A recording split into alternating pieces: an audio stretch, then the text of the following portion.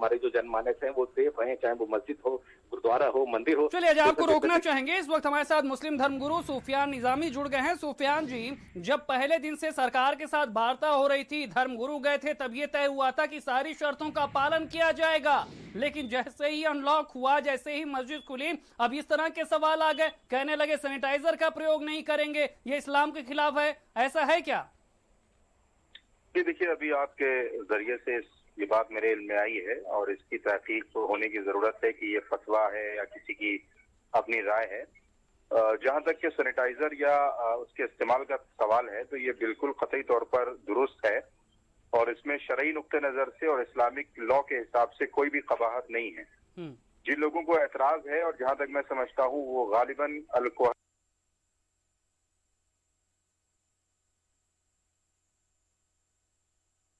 की मिकदार पर है कि चूंकि इसमें अल्कोहल होता है, मिकदार पर है कि चूंकि इसमें अल्कोहल होता है। सूफियान जी, किसी भी धर्म में शराब को जायज नहीं कहा गया है, लेकिन महामारी काल में अल्कोहल का प्रयोग करके जो सैनिटाइजर बनाया जाता है उसकी उपयोगिता हर कोई समझ रहा है। ऐसे में क्या धर्म को आड़े आने देना चाहिए? लोगों को महफूज रखना क्या धर्म नहीं कहता?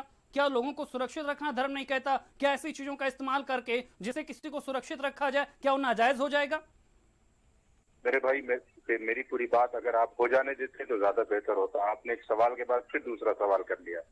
देखिए, मैंने जो बात कही वो बात आपने शायद बीच में उसको इंटरप्ट कर दिया, वो मुनासिब नहीं था। मैं ये बात कह रहा था कि जो अल्कोहल की मिकदार का सवाल है, तो मैं यही अर्ज करना चाह रहा हूँ कि हर अल्कोहल इस्लाम में हराम नहीं है। इस्लाम की एक खास मिकदार होती है और इस्लाम अल्कोहल की एक खास वैरायटी होती है जो शराब में यूज होती है, उसको इस्लाम ने हराम करार दिया है। आप होम्योपैथिक मेडिसिन में देखेंगे तो बड़े पैमाने पर अल्कोहल का इस्तेमाल होता है और बहुत सारी चीजों में अल्कोहल का इस्तेमाल होता है। और सबसे बड़ा मसला यह है कि जब पूरी दुनिया के अंदर एक बीमारी हमारे सामने है जिसका अभी तक कोई इलाज नहीं आया है, और जो हमारे डॉक्टर्स हैं या जो हमारे इंतजामिया हैं, उनका ये कहना है कि अगर सैनिटाइजेशन किया जाएगा और मास्क और पीपी किट और तमाम दूसरी चीजों का इस्तेमाल किया जाएगा जो कि सरकारी गाइडलाइन है, तो हम इस बीमारी से बच सकते हैं। तो शरई नुक्ते नजर से या इस्लामी नुक्ते नजर से इस तरीके की कोई भी कबाहत किसी भी मेडिसिन में, किसी भी दवा में, किसी भी सैनिटाइजर को इस्तेमाल करने में नहीं है। इसलिए कि जान बचाना हर इंसान का फर्ज है, चाहे वो हिंदू हो, मुसलमान।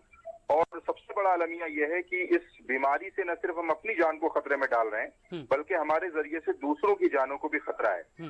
इसलिए इस तरीके की राय या इस तरीके का फतवा अगर आया है, हालांकि मेरे इल्म में नहीं है, अगर आया है तो ये बिल्कुल मेरे ख्याल से इस पर नजरसानी करने की जरूरत है। और पूरी दुनिया के अंदर, तमाम आलम इस्लाम के अंदर, तमाम मुस्लिम कंट्रीज के अंदर, मस्जिद नबवी के अंदर, हरम शरीफ में, तमाम जगह पर, खुद ईदगाह में, हमारे लखनऊ के अंदर, हर जगह पे सैनिटाइजेशन किया जा रहा है और उसको किसी तौर पर भी गलत साबित नहीं किया गया। ऐसे दौर में, ऐसे समय में अब जिम्मेदारी बढ़ जाती है सूफियान जी। तो आपको लगता है कि अगर कोई इस तरह का इस्तेमाल कर रहा है, इस तरह के विचार प्रेषित कर रहा है, तो उस पर भी नजर बनानी पड़ेगी, लोगों तक सही संदेश पहुंचाना भी अब जिम्मेदारी बन जाएगा, कि जिससे कल को लेकर इस तरह का माहौल न बने, इस तरह की सोच न पनप पाए?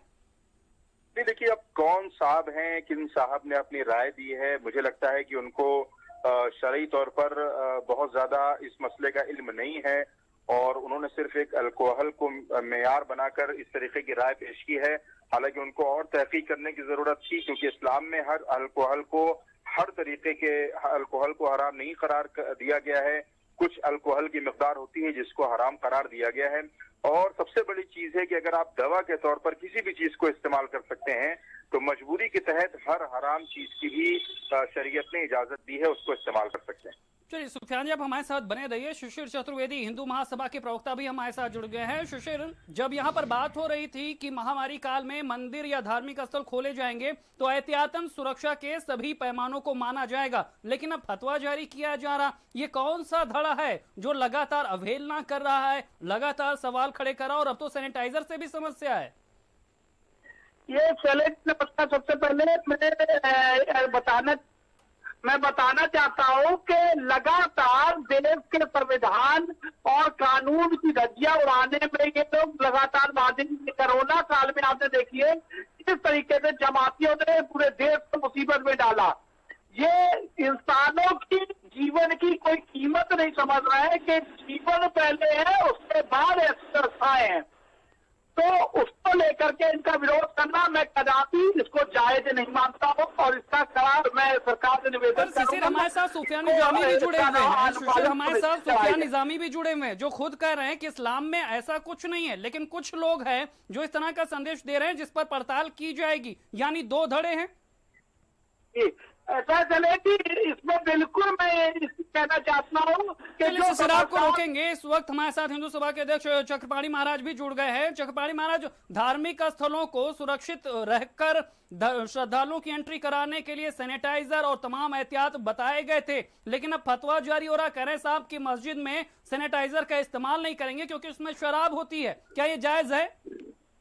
देखिए, ऐसा है, मस्जिद का तो मस्जिद जाने, लेकिन मैं मंदिर की जो बातें हैं, मैं तो ये कहना चाहता हूँ कि मंदिरों में भी किसी भी तरीके से शराब का छिड़काव या इस तरह की नहीं होना चाहिए, क्योंकि जो शराब जो हाथ में अगर सैनिटाइजर लगेगा तो अगर आरती कोई लेगा तो आरती से तो हाथ बन जाएगी, क्योंकि उससे शराब होता है तो अल्कोहल होता है। तो इसलिए हमें लगता है मंदिरों को जितना हो सके बचाना चाहिए।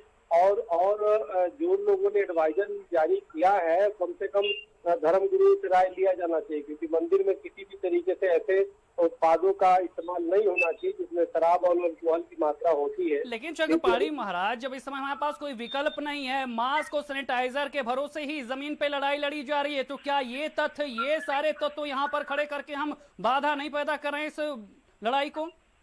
नहीं, आप ये ज्यादा देखिए कि जो शराब पीते को सबसे ज्यादा उन्हीं में पाए जाते हैं और उन्हीं में पाए जा रहे हैं। और बिल्कुल, हम यही उम्मीद करते हैं कि इस लड़ाई को हर कोई अपनी गंभीरता के साथ आगे बढ़ाएगा और इस तरह की चीजें कहीं से भी लड़ाई में बाधा नहीं होंगी। तमाम जानकारी देने के लिए आप सभी का शुक्रिया। बढ़ते आगे, यूपी में कोरोना मरीजों